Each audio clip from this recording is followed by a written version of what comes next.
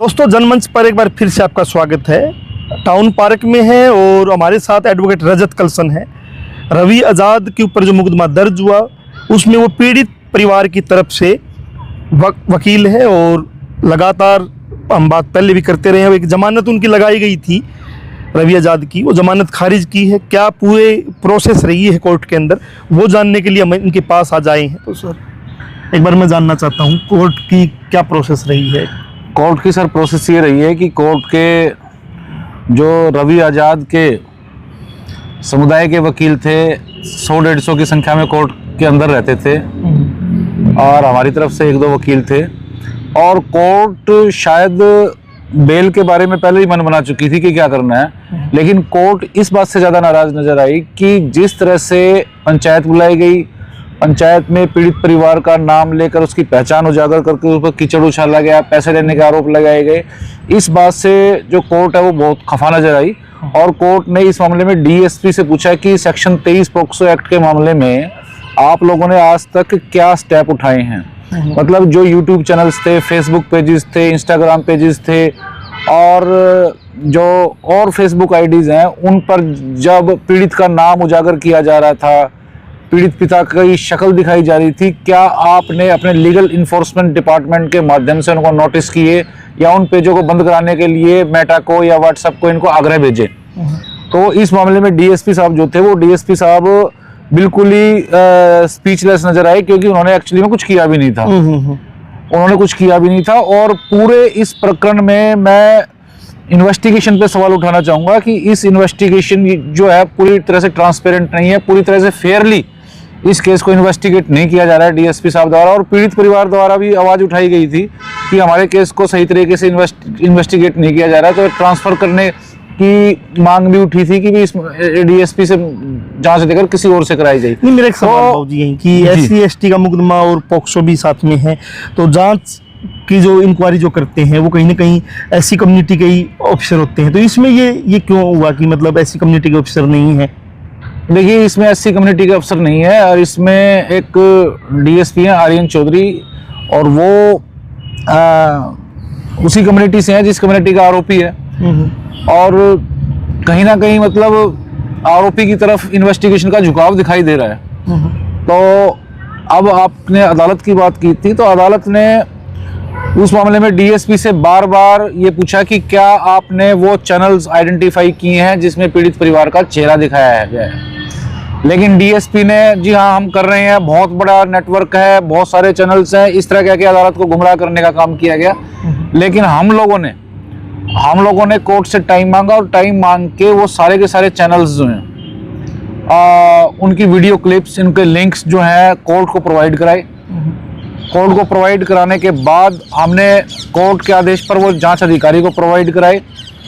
हमने कोर्ट को बताया कि जिस तरह से पंचायत आयोजित की गई थी, एक तरह की अनकॉन्स्टिट्यूशनल इलीगल पंचायत आयोजित की गई थी पीड़ित परिवार पर प्रेशर बनाने के लिए, वहां पर भी उस पंचायत ने एक जिस तरह से कोर्ट सम्मन निकालती है, जज की मोहर से सम्मन जाते हैं, उस तरह से उस पंचायत ने भी अपने आप को वहां पर मतलब बोला गया कि हम सुप्रीम कोर्ट से भी ऊपर हैं। और उस अपने एक लेटर पैड पर उन्होंने नोटिस जारी किया पीड़ित परिवार को नोटिस जारी करने के बाद उसमें पीड़ित परिवार के पिता का नाम लिखा गया और वो लहराया गया। वो नोटिस जो था पंचायत के अंदर कैमरों के सामने लहराया गया और उसके बाद करीबन 100 आदमी पंचायत के पीड़ित परिवार के घर भी गए। वहां पर उनको ऊपर प्रेशर बनाने का काम किया गया और ये कहा गया कि भी वो सो कॉल्ड किसान नेता रवि आज़ाद तो निर्दोष है, तुमने एफआईआर कैसे दर्ज कराई। ठीक है, तो इस तरह के गंभीर आरोप उन पे लगाए गए। इन सारी बातों से कोर्ट ने उनको ये भी पूछा कि इन पंचायतियों के खिलाफ तुमने क्या एक्शन लिया है। हमने कोर्ट को बताया कि हम इस मामले में ऑलरेडी 10 दिन पहले पुलिस को इन पंचायतियों के खिलाफ कंप्लेंट कर चुके हैं, लेकिन उस कंप्लेंट पर आज तक नोटिस तो दूर की बात है, डीडीआर भी रजिस्टर नहीं की इन लोगों ने। तो इस बात पर भी कोर्ट काफी खफा नजर आई।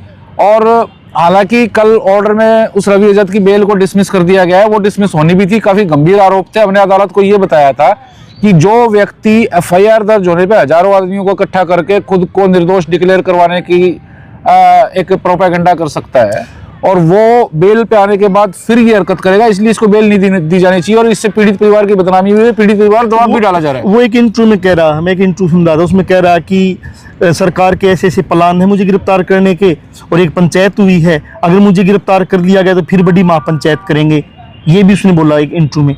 That is what I said to court कि इसका फिर प्लान है, ये बेल पे आएगा तो ये फिर दोबारा पंचायत करेगा, और पंचायत होने से दो कम्युनिटीज के बीच में जो है एक तरह की दुश्मनी पैदा करने का पहले भी इसने प्रयास किया है और आगे भी ये करेगा।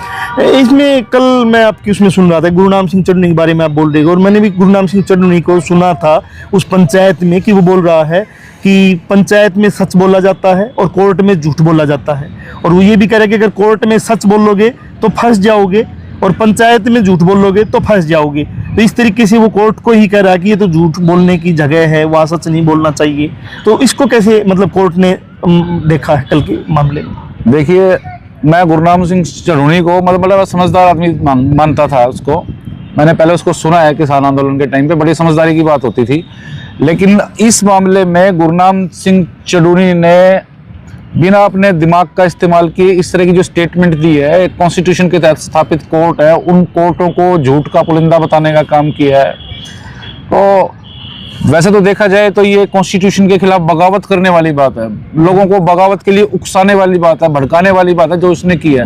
बिल्कुल माइंडलेस आदमी है, और ये हम ये नहीं कह सकते कि ये मतलब नासमझी में इस तरह का बयान दिया गया है। इस तरह के बयान सोच समझ के दिए जाते हैं, सोच समझ के दिए जाते हैं। किसी ने इनकी जिम्मेदारी लगाई हुई है चढ़ूनी की कि इस तरह के बयान दे के आप लोग समाज में द्वेष पैदा करने का काम करो, पोलराइजेशन करने का काम करो, और इसका फायदा किसको पहुंचता है वो आप ऑलरेडी अंडरस्टूड हो।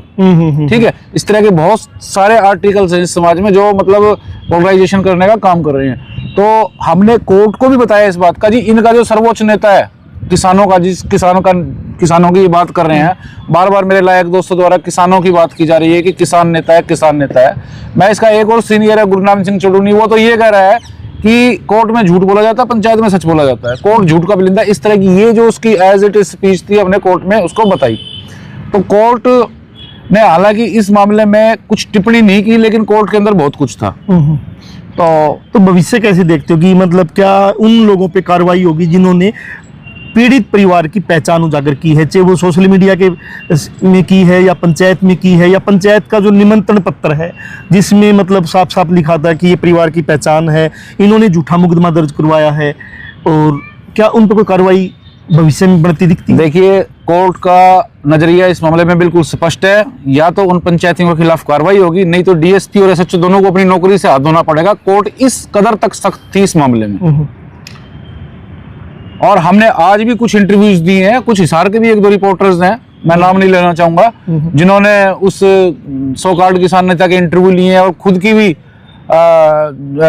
जो सेल्फी टाइप वीडियोस हैं वो जारी की हैं, और सब हमने पुलिस को प्रोवाइड कराए हैं। और कोर्ट इस इन्वेस्टिगेशन को मॉनिटर कर रही है, और हम इसमें कुछ गलत नहीं होने देंगे। और जो इसमें दोषी हैं, कल्प्रिट्स हैं, चाहे वो पंचायत के दोषी हो, चाहे मीडिया के दोषी हो, जिन्होंने अपने मीडिया का जो धर्म है वो नहीं निभाया, जो नॉर्म्स होते हैं मीडिया के कि भाई अगर आप विक्टिम को वैसे तो इंटरव्यू करना नहीं चाहिए, अगर कर रहे हो तो ब्लर फेस के साथ, मफल्ड फेस के साथ उसको इंटरव्यू करो, लेकिन उसके बावजूद भी सारे मतलब मीडिया के जो कानून है उनकी धज्जियां उड़ाते हुए उन लोगों ने इस तरह से उसको इंटरव्यू किया, उसकी पहचान उजागर की है, तो उनके खिलाफ निश्चित ही तौर पर कार्रवाई होगी। और कोर्ट ने इस मामले में जो डीएसपी साहब है उनसे स्टेटस रिपोर्ट भी मांगी है।